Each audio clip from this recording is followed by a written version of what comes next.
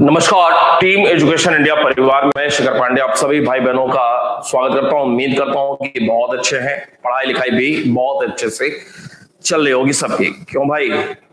नीलम जी, सविता जी, संगीता, पल्लवी, विशाल, हरेंद्र, डिंपल, अंजलि, ज्योत्सना, अजीत, बहुत सारे लोग हैं। उम्मीद करता हूं सब बहुत बढ़िया होगा, किसी प्रकार की कोई परेशानी नहीं आ रही होगी।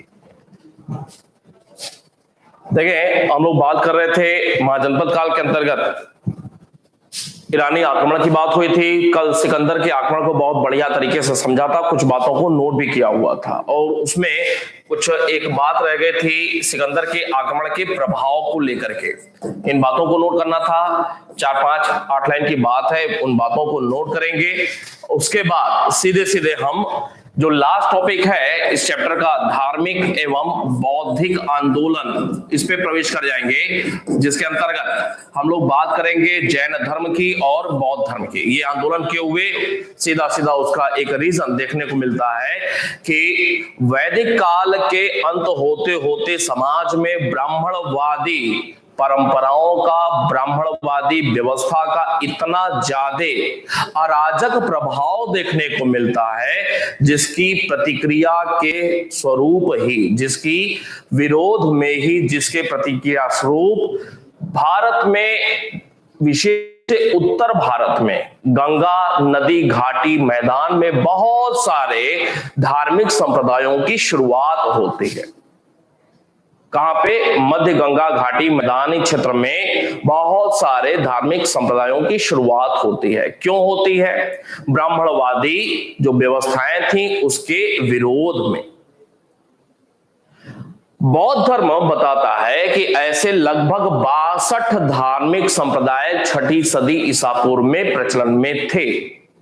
6ठी सदी ईसा पूर्व में लगभग 62 धार्मिक संप्रदाय प्रचलन में थे, जबकि जैन साहित्यिक स्रोत बताते हैं कि इनकी संख्या 368 अर्थात 368 थी।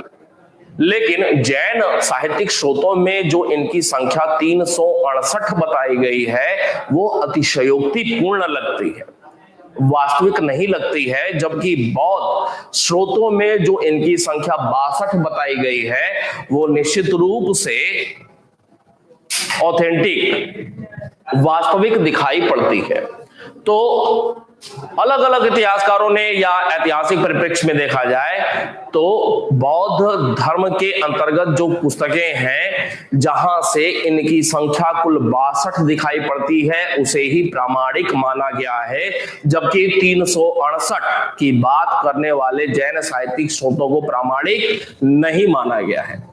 तो एक प्रश्न कभी भी अगर पूछ करके आए ऐसे कि 6ठी सदी ईसा पूर्व में गंगा घाटी क्षेत्र में कुल कितने धार्मिक संप्रदायों का प्रचलन था, तो आप बौद्ध स्रोतों की ही बात करेंगे, 62 की बात करेंगे, क्योंकि जो जैन स्रोत बताते हैं 368 उसे सिरे से खारिज कर दिया गया है अप्रामाणिक मानते हुए। अब ऐसा नहीं था कि सिर्फ और सिर्फ 6ठी सदी ईसा पूर्व में भारत में ही नए नए धार्मिक संप्रदायों का उदय हो रहा था, ऐसा नहीं था। एक वैश्विक यह समय काल बौद्धिक, सांप्रदायिक, धार्मिक हलचल के समय काल के रूप में देखने को मिलता है। ऐसा क्यों? क्योंकि भारत में एक तरफ जहां पे 6ठी सदी ईसा पूर्व में धार्मिक बौद्धिक संप्रदाय बहुत संख्या में पिछली जो पुरानी व्यवस्था थी उसके विरोध में देखने को मिलते हैं, तो वहीं अगर ईरान की भी बात किया जाए तो ईरान में भी पिछली व्यवस्थाओं के ही विरोध में एक नया जरथुस्त्र धर्म देखने को मिलता है इसी 6ठी सदी ईसा पूर्व के समय काल में। अगर यूनान की बात किया जाए तो यूनान में पाइथागोरस का प्रमेय तो वैसे आपने बहुत सुना हुआ है, तो पाइथागोरस के ही नाम पे पाइथागोरस संप्रदाय की शुरुआत होती है।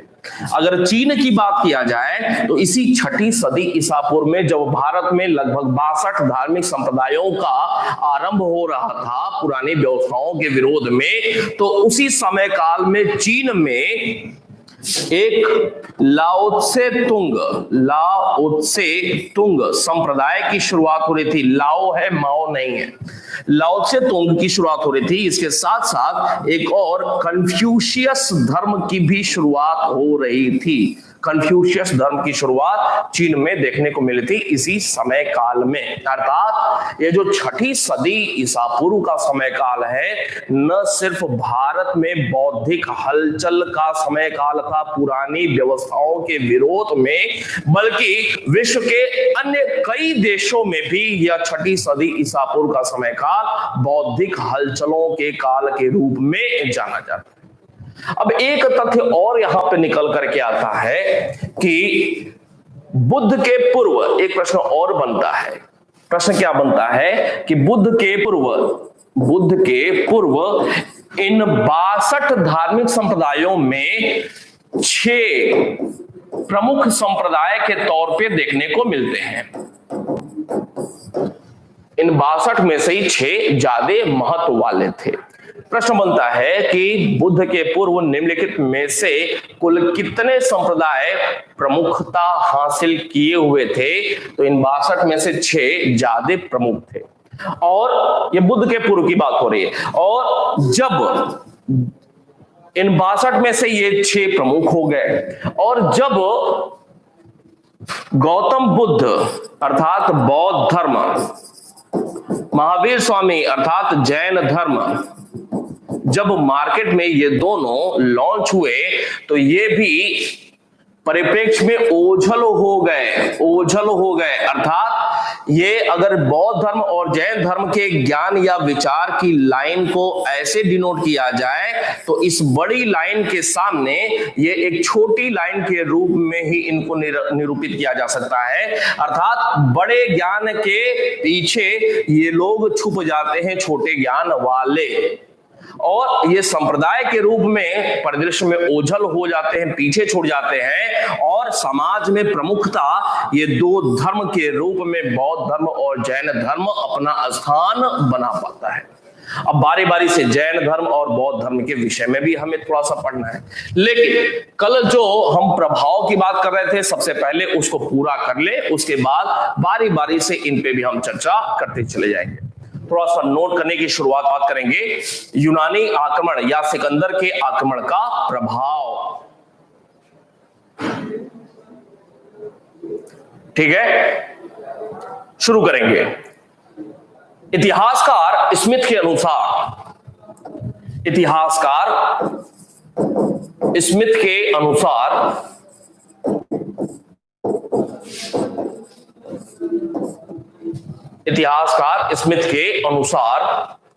सिकंदर आंधी की तरह आया था।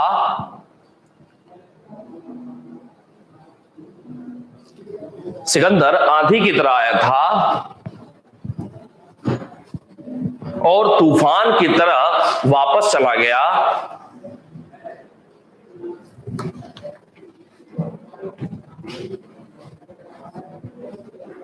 ये हो गया है।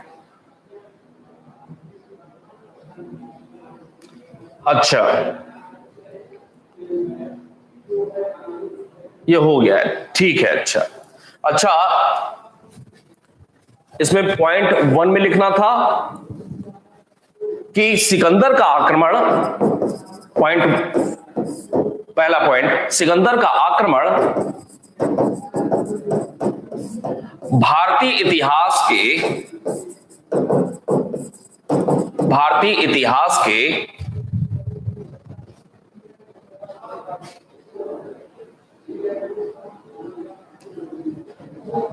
काल निर्धारण का प्रमुख आधार बना। ठीक है,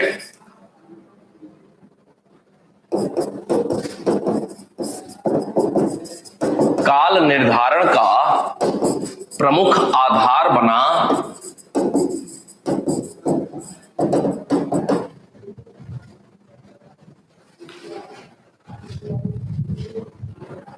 सिकंदर का आक्रमण भारतीय इतिहास के काल निर्धारण का प्रमुख आधार बना, क्योंकि इससे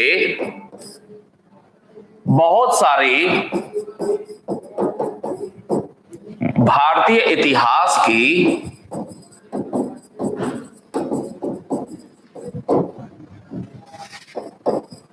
न सिर्फ गुत्थियां सुलझी,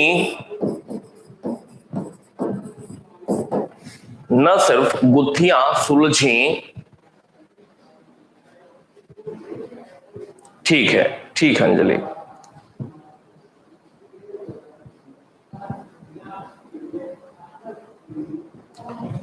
न सिर्फ गुत्थियां सुलझी बल्कि इसके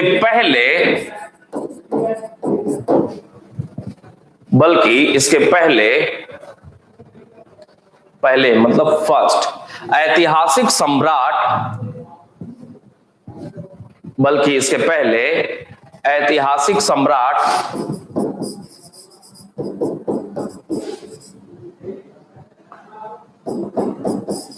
सेंड्रोकोटस ब्रैकेट में चंद्रगुप्त, इसके पहले ऐतिहासिक सम्राट सेंड्रोकोटस ब्रैकेट में चंद्रगुप्त का भी पता चला।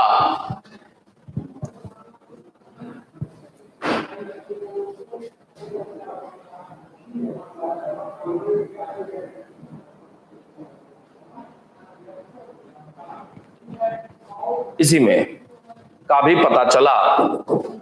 सिकंदर के आक्रमण ने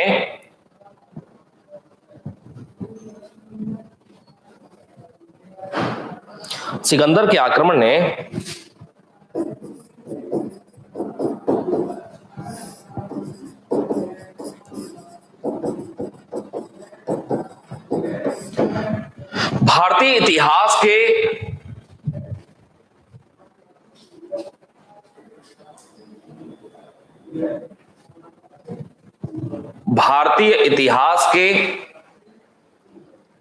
क्रमागत इतिहास लेखन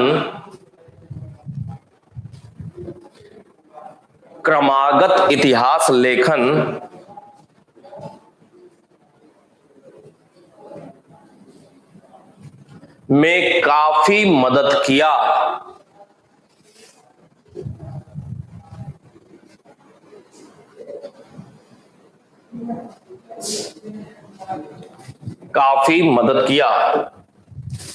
नंबर 2, सिकंदर के यूनानी आक्रमण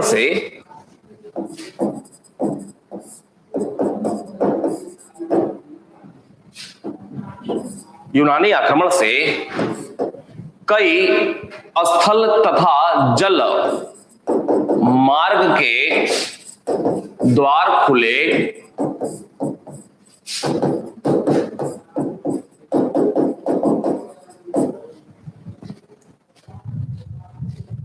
स्थल मार्ग और जल मार्ग के द्वार खुले, जिससे व्यापार वाणिज्य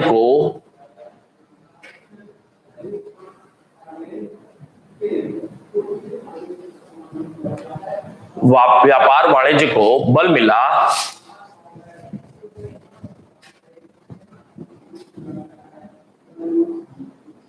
फलस्वरूप ही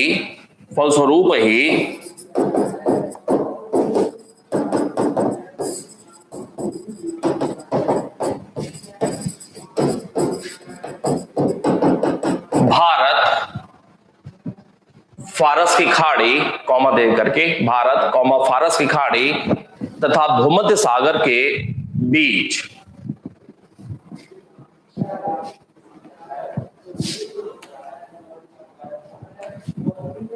व्यापारिक संबंध, भूमध्य सागर के बीच व्यापारिक संबंध स्थापित हुआ।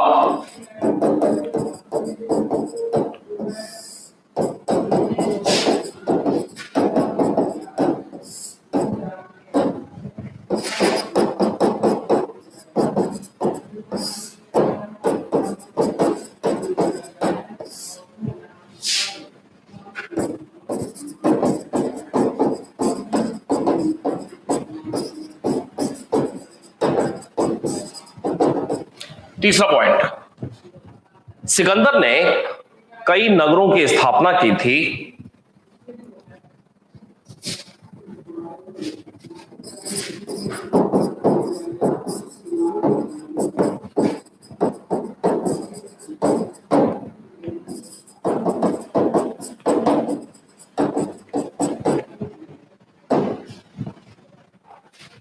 कई नगरों की स्थापना की थी, जिनमें कुछ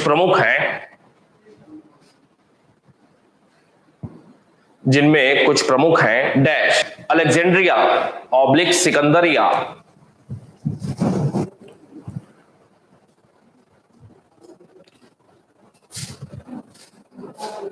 कॉमा सोग्डियन की वास्तविक पहचान साबित नहीं हो पाई है, सोग्डियन, कॉमा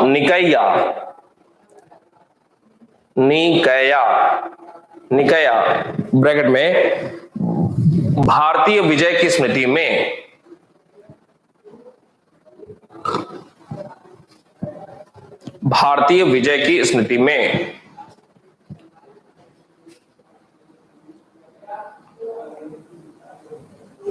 तथा बुकेफल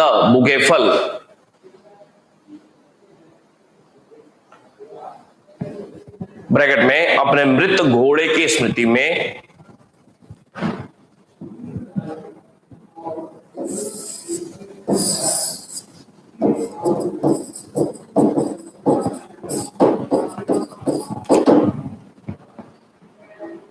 झेलम नदी के किनारे, निकैया और बुगेफल झेलम नदी के किनारे।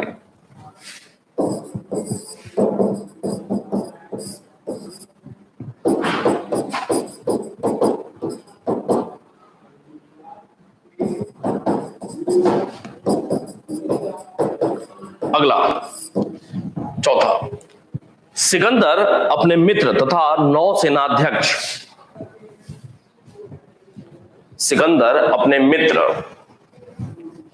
नौसेनापति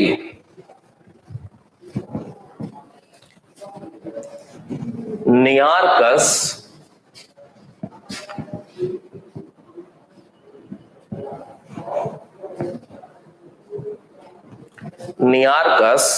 को सिंधु नदी के मार्ग तथा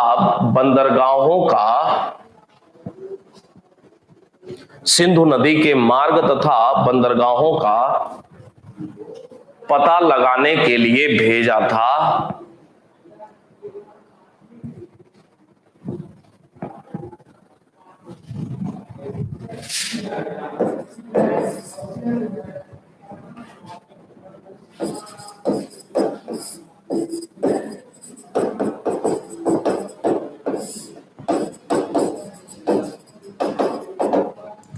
अगला पॉइंट, यूनानी आक्रमण का भारतीय कला तथा ज्योतिष पर भी प्रभाव पड़ा।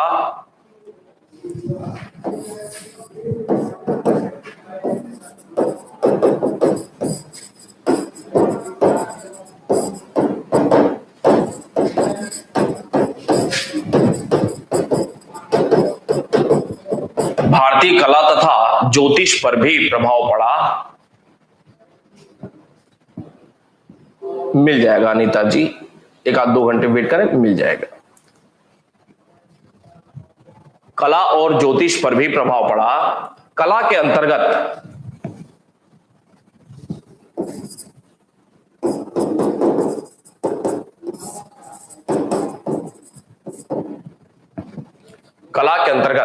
अशोक के स्तंभों के ऊपर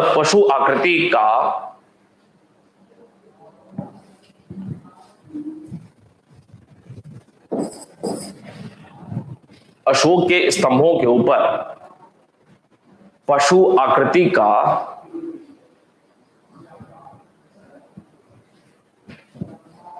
पशु आकृति का अंकन या बनना एक ही बात है। पशु आकृति का अंकन तथा गांधार शैली प्रमुख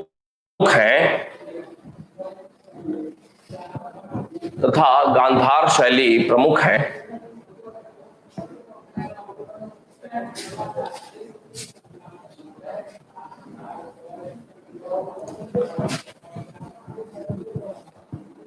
इसके अलावा कुछ विशेष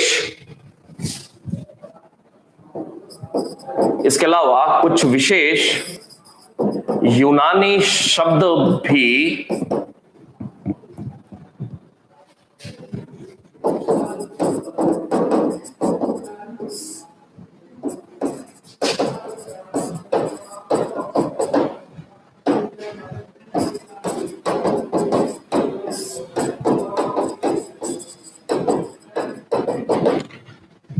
कुछ विशेष यूनानी शब्दों का भी प्रचलन हुआ, जैसे यवन प्रिय, यवन प्रिय ब्रैकेट में काली मिर्च,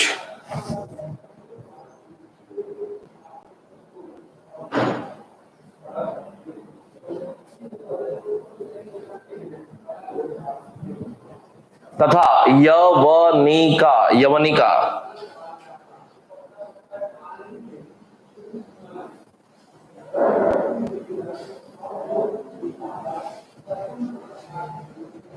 ब्रैकेट में नाटक का पर्दा, यवनिका पर्दा होता था।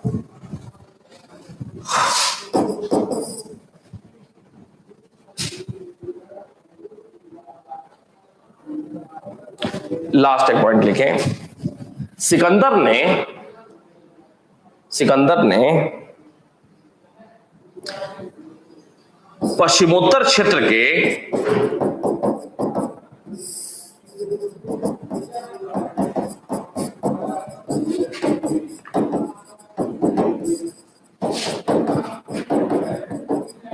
छोटे बड़े राज्यों को विजित कर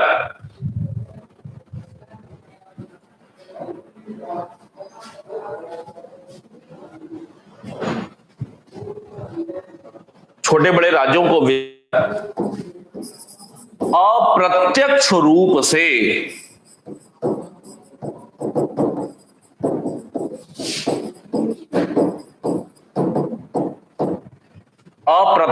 से भारतीय एकता को ही बढ़ावा दिया था।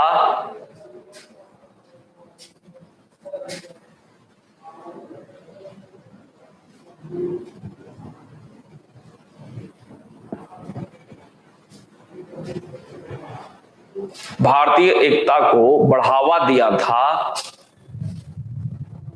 फलस्वरूप ही भारतीय एकता को बढ़ावा दिया था। सिकंदर ने पश्चिमोत्तर क्षेत्र के छोटे बड़े राज्यों को विजित कर अप्रत्यक्ष रूप से भारतीय एकता को ही बढ़ावा दिया था।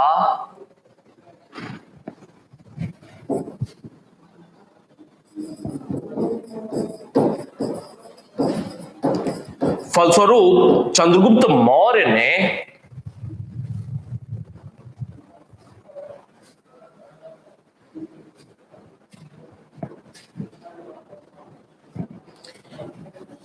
इन क्षेत्रों पर आसानी से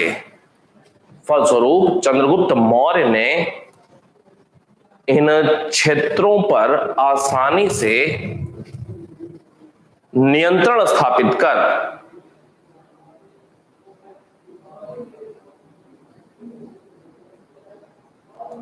मौर्य साम्राज्य में मिला लिया।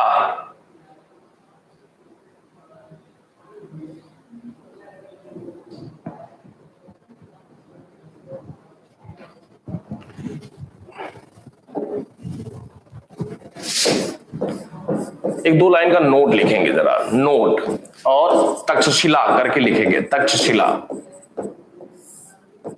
तक्षशिला।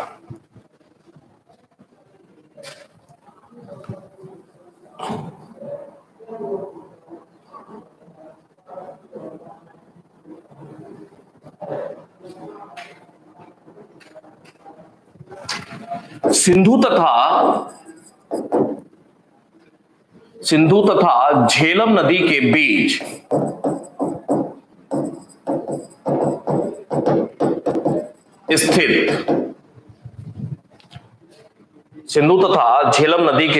स्थित इस क्षेत्र की स्थापना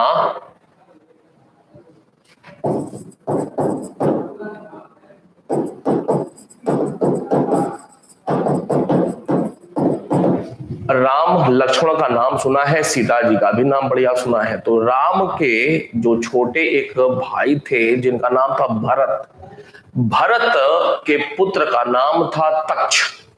तो भरत ने अपने पुत्र तक्ष के नाम पे ही इसकी स्थापना की हुई थी। ये पौराणिक बात है। के बीच स्थित इस स्थल की स्थापना भरत ने अपने पुत्र तक्ष के नाम पे किया था। भरत ने अपने पुत्र तक्ष के नाम पे स्थापित किया था।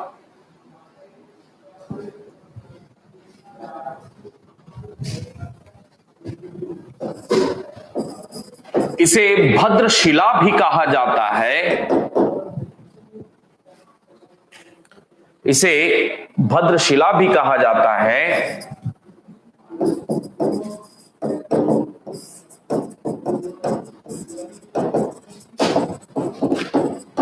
भारत समेत संपूर्ण विश्व का, भारत समेत संपूर्ण विश्व का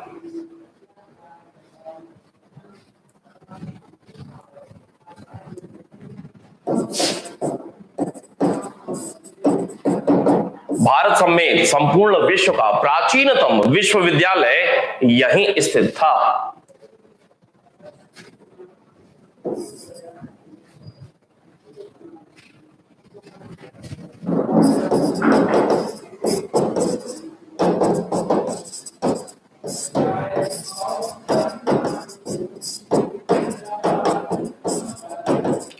इस स्थल की खोज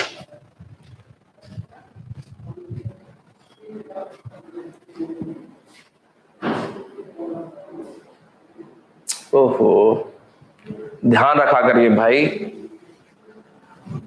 बिल्कुल जब भी मेहनत की शुरुआत होती है, जब भी आप कोई बड़ा काम करने के लिए जाते हैं, तो अपने स्वास्थ्य का वास्तव में ध्यान रखना बहुत जरूरी होता है। मैं अभी पिछले एक हफ्ते तक स्वास्थ्य को लेकर के परेशान था। बुखार लगातार हो रहा था, मैं खुद भी बहुत परेशान था। काम इतना ज्यादा पेंडिंग में रहता था, क्लासेस नहीं हो पा रही थी। वास्तव में परेशानी बहुत ज्यादा होती है। आप सारे लोग अपने स्वास्थ्य को लेकर के विशेष रूप से जागरूक रहें, क्योंकि स्टूडेंट लाइफ में मैं आपको एक बात बताऊं कि मेरा काम और आपके काम में बहुत अंतर है। मेरा काम 1 2 दिन 4 दिन अगर पेंडिंग हो जाता है तो मैनेज किया जा सकता है, लेकिन आपके साथ कॉन्फिडेंस का होना बहुत जरूरी है। और खास तौर से जब परीक्षा का समय आए तो उसके पहले 1 महीने से ही आपको अपने स्वास्थ्य को लेकर के हमेशा ध्यान रखना चाहिए, सचेत रहना चाहिए। स्वास्थ्य की गड़बड़ी किसी भी प्रकार से ना हो, इसकी जिम्मेदारी आपकी ही है। क्योंकि उससे नुकसान क्या होता है, अगर 1 2 दिन के लिए भी स्वास्थ्य नुकसान में चला गया तो आपका कॉन्फिडेंस बिल्कुल डाउन होता है। और परीक्षा जितना महत्वपूर्ण पास करना होता है ज्ञान से, पढ़ाई से, उतना ही महत्वपूर्ण, समान महत्वपूर्ण होता है समान रूप से कॉन्फिडेंस का भी बने रहना। और स्वास्थ्य कारणों से कॉन्फिडेंस निश्चित रूप से डाउन जाता है। चले आगे बढ़ेंगे। इस स्थल की खोज कनिंघम ने की थी, जबकि इस स्थल की खोज कनिंघम ने की थी, जबकि इसकी खुदाई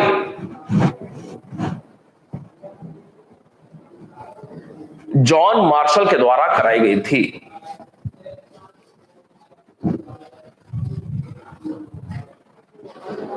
जॉन मार्शल के द्वारा कराई गई थी।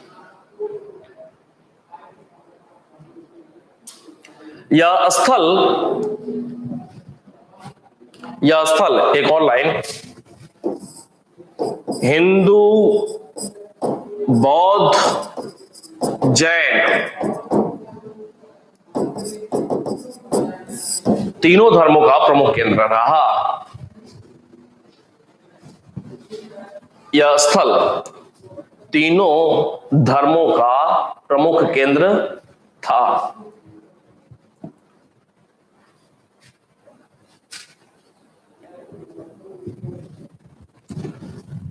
एक और पाटलिपुत्र लिखेंगे, पाटलिपुत्र।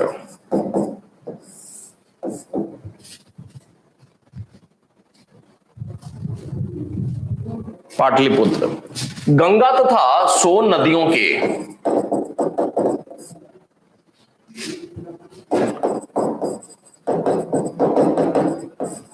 गंगा तथा सोन नदी के संगम पर स्थित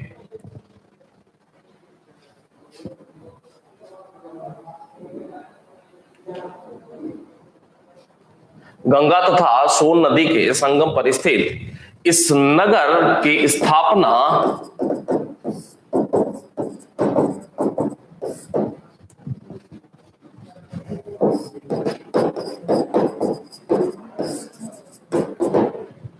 उदयन ने की थी, उदयन या उदयन ने की थी।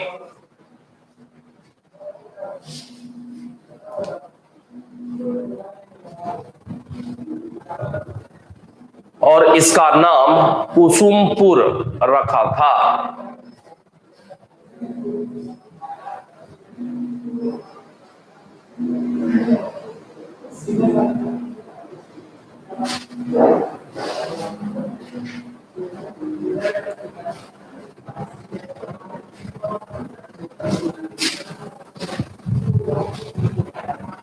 एक लाइन और इसमें लिखेंगे, कुसुमपुर रखा था। यह शिक्षा का भी एक प्रमुख केंद्र था।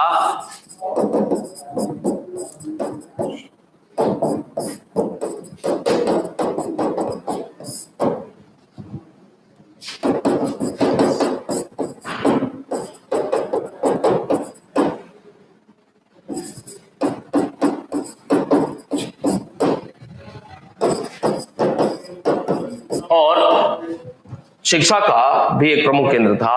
और वर्षा ब्रैकेट में लिखेंगे वर्षा के साथ पाणिनि के गुरु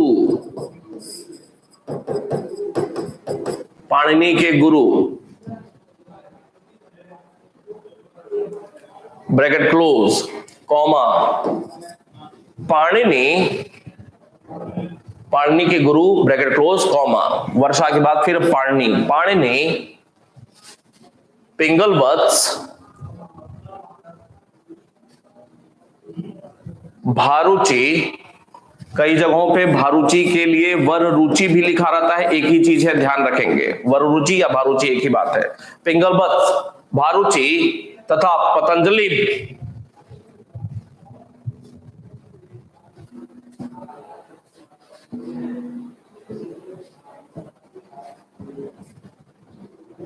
यहीं से संबंधित थे, यहीं के स्टूडेंट थे, यहीं से संबंधित थे। परेशान हो ये शक्ति जी, बताता हूं, यहीं से संबंधित थे बस। शक्ति माहेश्वरी जी 9455136936 नंबर पे, जो संस्था का नंबर है ना, व्हाट्सअप करना है आपको, व्हाट्सअप करना है। क्या लिखना है? ज्वाइन BEO टेस्ट लिखना है बस। आगे बढ़ेंगे भाई। अब पेज बिल्कुल बदल दीजिए, हेडिंग डालिए बौद्धिक एंड धार्मिक आंदोलन। बौद्धिक और धार्मिक आंदोलन।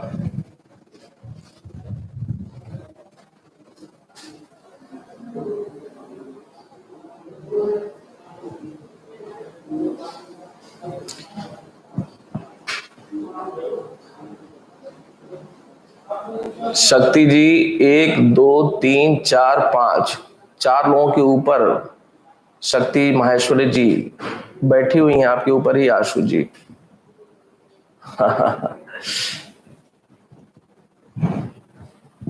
चले, बौद्धिक और धार्मिक आंदोलन नोट करेंगे जरा। ब्राह्मणवादी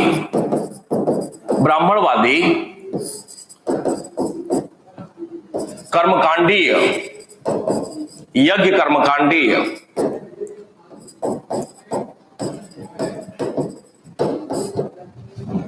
ब्राह्मणवादी यज्ञ कर्मकांडीय व्यवस्था के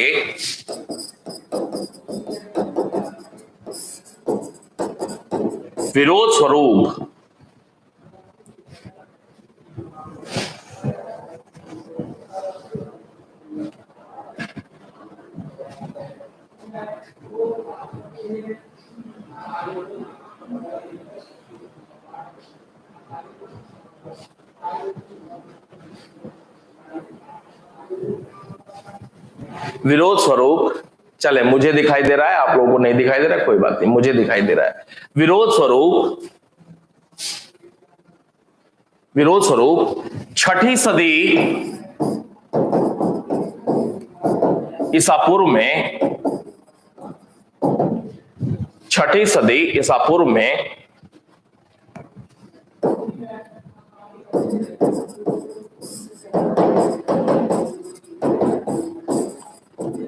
मध्य गंगा घाटी क्षेत्र में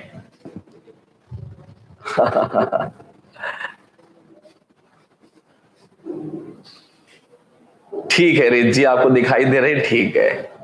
चलिए, मध्य गंगा घाटी क्षेत्र में फिलहाल यहां देख लेते हैं। मध्य गंगा घाटी क्षेत्र में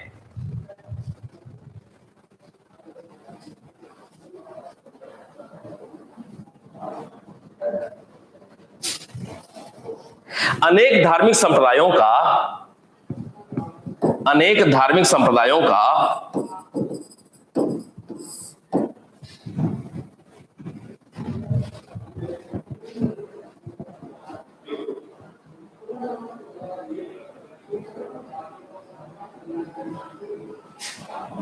अनेक, ध्यान देंगे इधर, अनेक धार्मिक संप्रदायों का उद्भव हुआ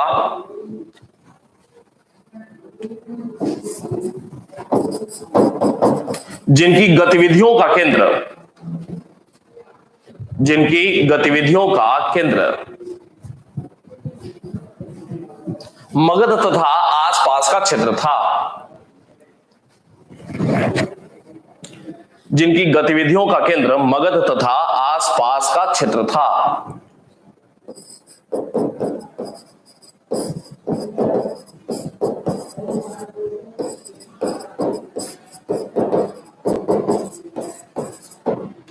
बौद्ध ग्रंथों में ऐसे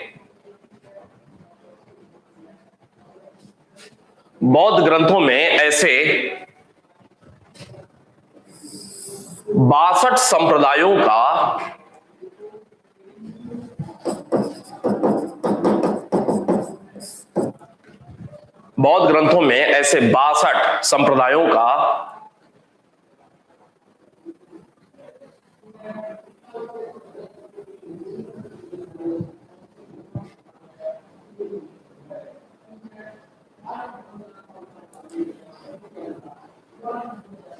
प्रामाणिक रूप से विवरण मिलता है।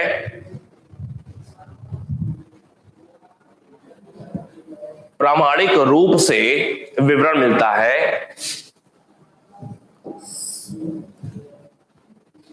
62 अंडरलाइन करेंगे। जबकि जैन ग्रंथों के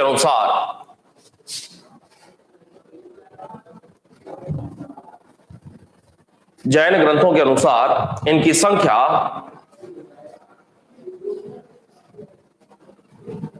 368 थी।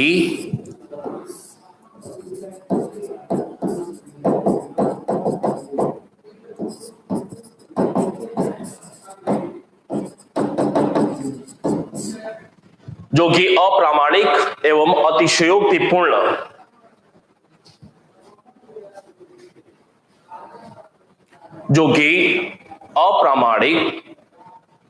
तथा अतिशयोक्तिपूर्ण प्रतीत होती है।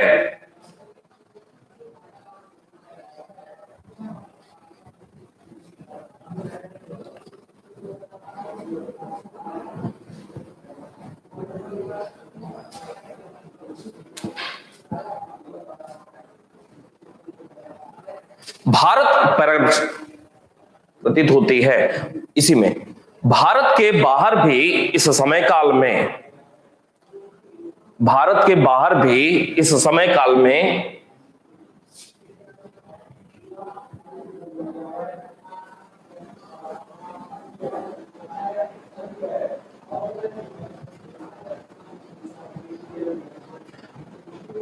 इस समय काल में बौद्धिक हलचलें देखने को मिलती हैं, बौद्धिक हलचलें देखने को मिलती हैं।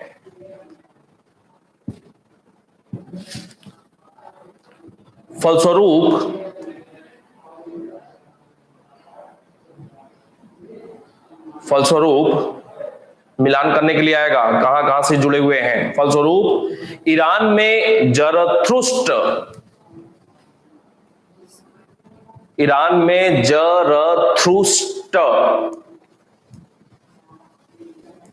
धर्म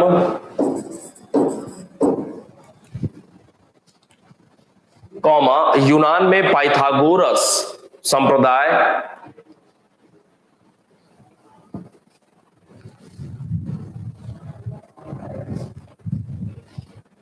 तथा चीन में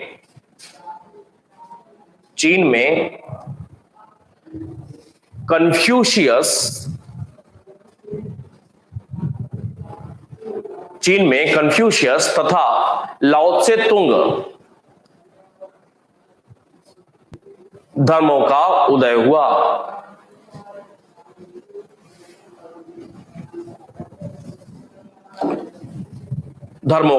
हुआ। पैराग्राफ चेंज करेंगे।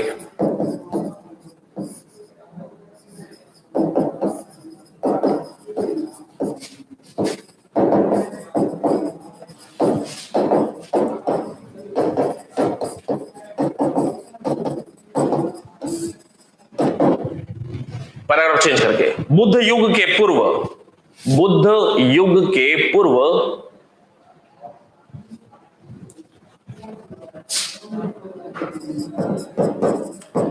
6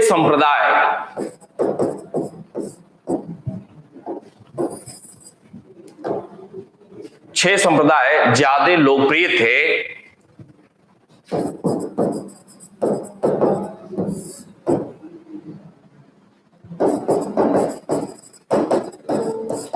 जिनका विवरण है डैश, महत्वपूर्ण तथ्य है बिल्कुल।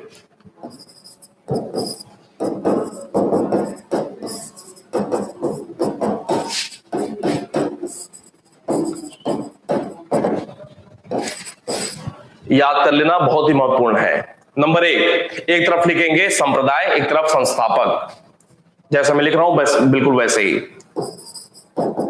नाम बहुत ही प्यारे प्यारे से मिलेंगे।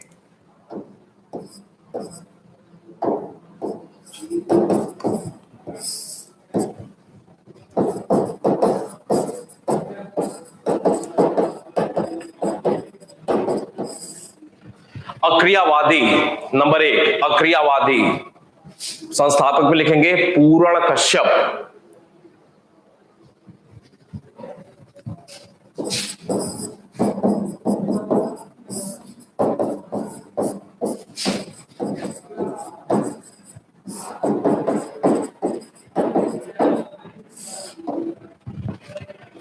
दूसरा अनिश्चयवादी।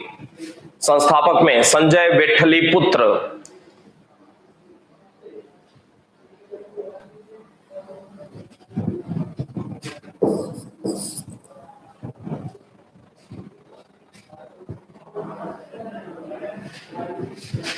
प्रियंका द्विवेदी जी, क्या मैं आपके चैट को ब्लॉक करा दूं? आज वही काम आप करती हैं जो मुझे पसंद नहीं आता है।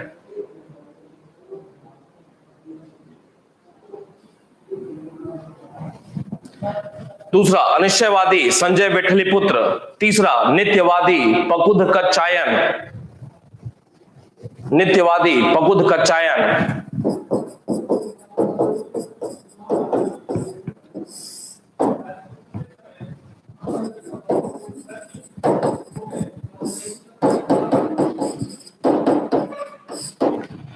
चौथा नियतिवादी मखली घोषाल।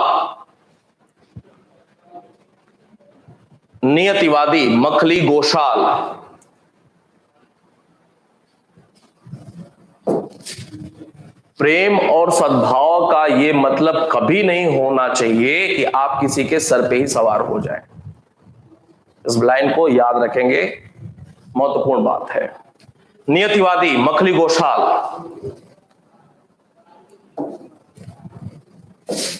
पांचवा, नितांत उच्छेदवादी।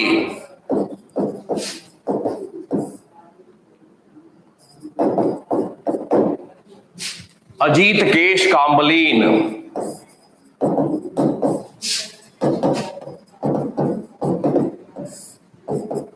अजीत केश कांबलीन।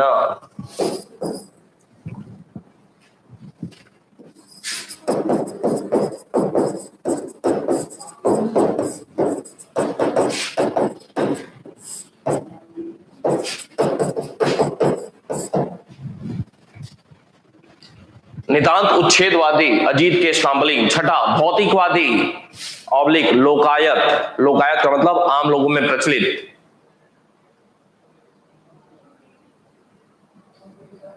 संजय विठ्ठलीपुत्र।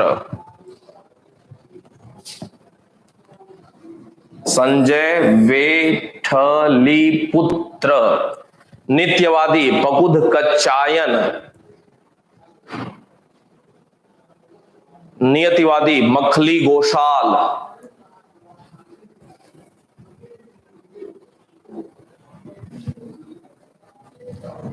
नितांत उच्छेदवादी अजीत केश कांबलीन, भौतिकवादी या लोकायत चारवाक।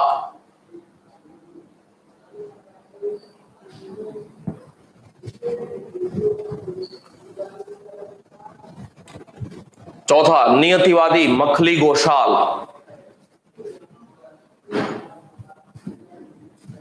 नियतिवादी मखली गोशाल।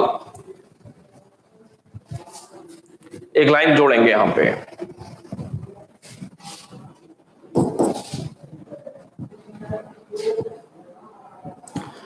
नीचे कालांतर में, लास्ट लाइन, कालांतर में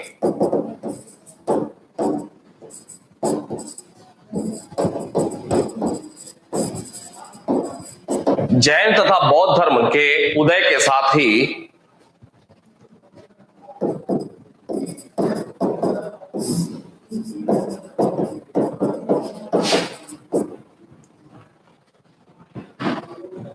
जैन तथा बौद्ध धर्मों के उदय के साथ ही उपरोक्त संप्रदायों का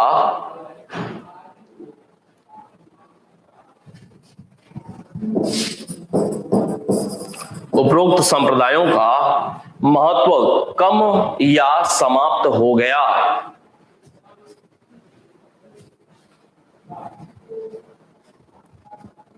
महत्व कम या समाप्त हो गया उपरोक्त संप्रदायों का।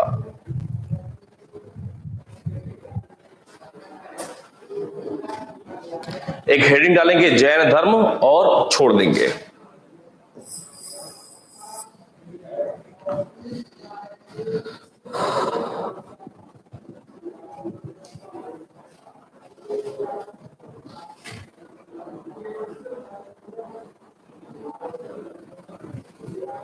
हो गया भाई।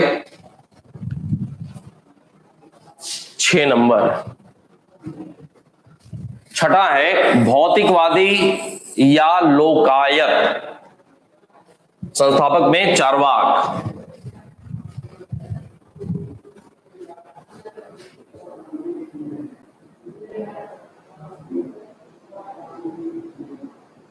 बौद्ध नहीं होगा क्योंकि बुद्ध के पूर्व की बातें हो रही हैं ये, ठीक है।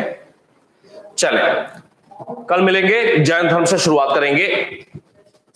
जैन धर्म के कुछ शब्दों पे बात करेंगे, फिर तीर्थंकरों पे बात करेंगे जो कुछ महत्वपूर्ण होंगे, फिर पार्श्वनाथ, फिर महावीर स्वामी की बात करेंगे। कोई और बात होगी आप कमेंट सेक्शन में लिख दें। मिलते हैं फिर, धन्यवाद।